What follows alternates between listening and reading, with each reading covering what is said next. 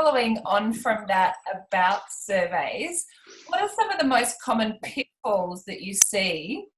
You've touched on it just briefly now in terms of, you know, sometimes the scale by which people use. But what are some of the most common pitfalls that you see organisations do when they're crafting their own surveys? And how dire can these outcomes be for an organisation?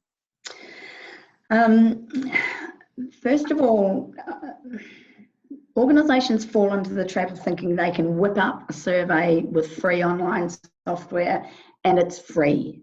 But it's not the case. Someone has to design the questionnaire. Somebody has to program it in the software. Somebody has to manage how you're collecting your responses. Somebody has to analyse that data. Somebody has to put it into a story because, you know, Annette talked earlier about storytelling.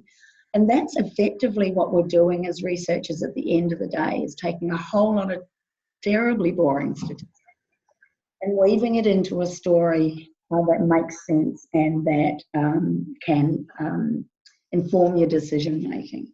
So, you know, thinking that you're doing it for free is a little bit of a misnomer, if you like. The other thing that I think people fall into the trap of thinking, well, it's just a survey, we'll ask a couple of questions. We need to be using research to contribute to knowledge, to inform advocacy, to secure funding and other support, to provide evidence of program outcomes.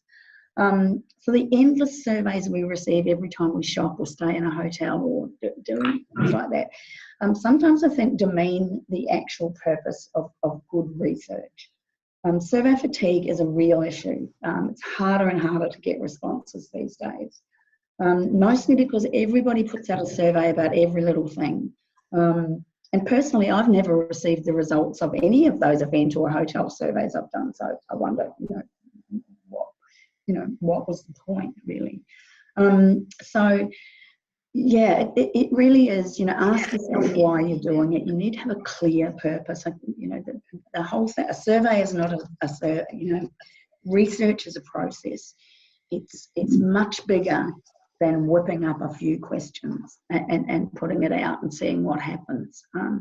And the result is, as I said earlier, garbage. And you craft the questionnaire wrong, then you're getting meaningless data.